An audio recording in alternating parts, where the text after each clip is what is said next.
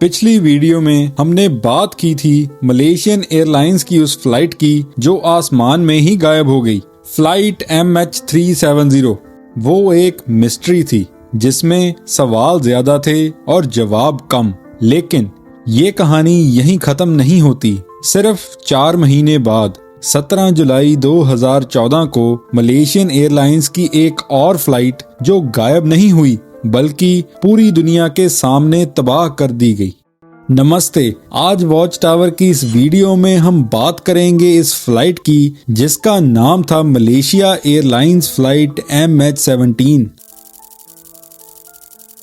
Flight MH17 एक Boeing 777 aircraft था जिसे कोड शेयर एग्रीमेंट के तहत KLM फ्लाइट 4103 के नाम से भी मार्केट किया जाता था। कोड शेयर एग्रीमेंट एयरलाइंस के बीच एक पार्टनरशिप डील होती है। इस एग्रीमेंट में एक ही फ्लाइट को 2 या 2 से ज्यादा एयरलाइंस अपने अपने फ्लाइट नंबर से बेच सकती हैं। एयरलाइंस ये एग्रीमेंट यात्रियों को आसान कनेक्टिंग फ्लाइट्स देने के लिए, इंटरनेशनल नेटवर्क बढ़ाने के लिए और लागत कम रखने के लिए करती हैं। अब वापस आते हैं कि ये फ्लाइट आखिर जा कहां रही थी।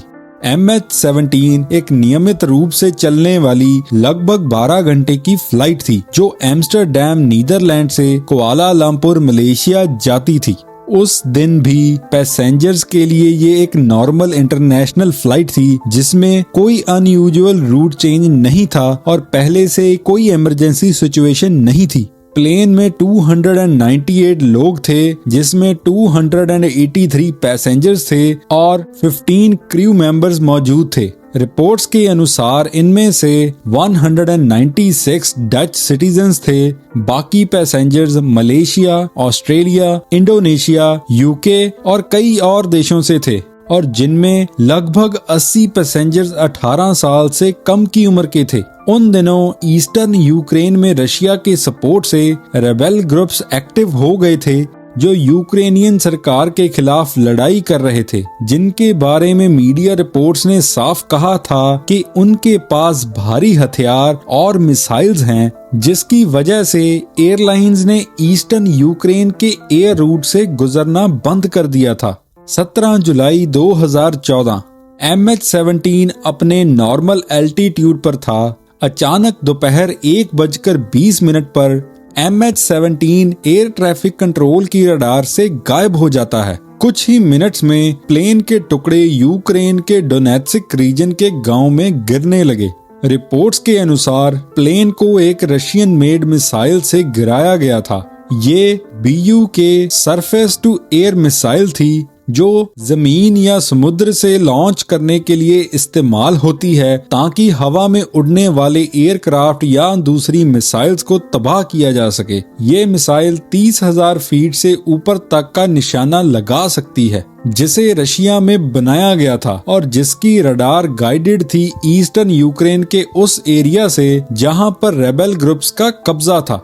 जब प्लेन लगभग 33,000 फीट की ऊंचाई पर उड़ रहा था, मिसाइल ने एयरक्राफ्ट के कॉकपिट के पास बाएं तरफ हिट किया, जिससे पायलट्स तुरंत मारे गए और ब्लास्ट इतना बड़ा था कि एयरक्राफ्ट हवा में ही टुकड़ों में टूट गया। इसलिए कोई डिस्ट्रेस कॉल भी नहीं आ पाई। Satellite images, radar data, phone call recordings और मिसाइल के टुकड़े सबने एक ही कहानी बताई कि ये हमला सोच समझकर ही हुआ था। आप सोच रहे होंगे कि जब सबको पता था कि ईस्टर्न यूक्रेन में लड़ाई चल रही थी तो MH17 वहां से क्यों गुजरी? लेकिन असली बात ये है कि उस वक्त ईस्टर्न यूक्रेन का एयर स्पेस पूरी तरह से बंद नहीं था। यूक्रेन ने कॉन्फ्लिक्ट के चलते सिर्फ नीचे वाला एयर स्पेस बंद किया था क्योंकि उन्हें लगा था कि लो एल्टीट्यूड पर मैन पैड्स जैसे शोल्डर फायर्ड मिसाइल्स का खतरा ज्यादा होता है, जबकि हाई एल्टीट्यूड कमर्शियल फ्लाइट्स को लीगली परमिशन थी और एयरलाइंस को वहां से गुजरने से ऑफिशियली रोका नहीं गया था। उसके बाद यूक्रेन के डिफेंस मिनिस्टर ने बताया कि 16 जुलाई को करीब 1 बजे दिन में ATO जोन, जहां यूक्रेनियन आर्मी और रिबेल ग्रुप्स में जंग चल रही थी, उस एरिया में मिशन पर गए एक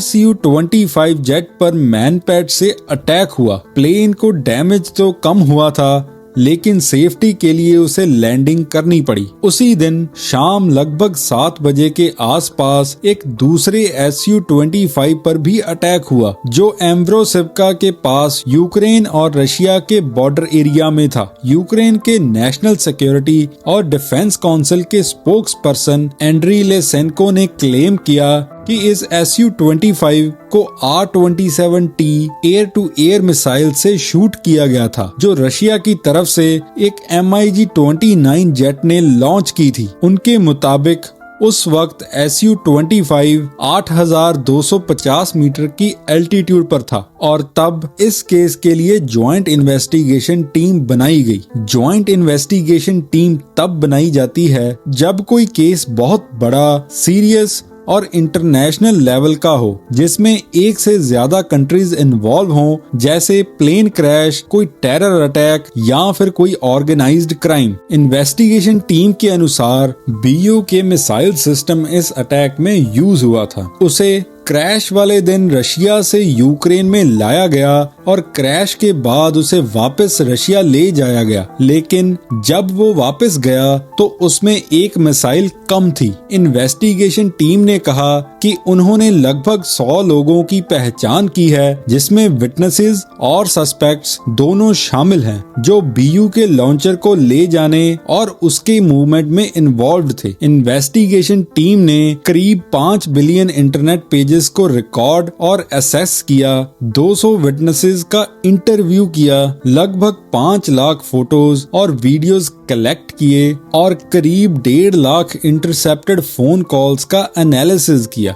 पर रशिया ने आज तक भी अपनी इन्वॉल्वमेंट को मानने से साफ तौर पर इनकार किया है और इस हादसे को पॉलिटिकली मोटिवेटेड बताया है। नवंबर 2022 में इस केस में 4 दोषी पकड़े गए, जिनमें कोर्ट ने 3 दोषी, जिनका नाम था इगोर गिरकिन, सर्गे दुबिंस्की और लियोनिड खारचेंको, इन तीनों को 298 पैसेंजर्स और क्रू मेंबर्स के मर्डर केस में उम्र कैद की सजा सुनाई और चौथे दोषी ओलेग पुलातव को इस आधार पर बरी कर दिया गया कि हादसे में उसकी इन्वॉल्वमेंट का कोई सबूत नहीं मिला। क्रैश के बाद यूक्रेन ने बताया कि बॉडीज को आइडेंटिफिकेशन के लिए खार्किव ले जाया गया और 15 दिसंबर 2014 तक डच लेड फोरेंसिक टीम ने क्रैश के 298 विक्टिम्स में से 292 बॉडीज की शनाख्त कर ली थी। फरवरी और अप्रैल 2015 में क्रैश साइट पर कुछ नए रिमेन्स मिले, जिसके बाद सिर्फ 2 डच सिटीजन्स की शनाख्त नहीं हो पाई। 298 लोग, जिनमें बच्चे,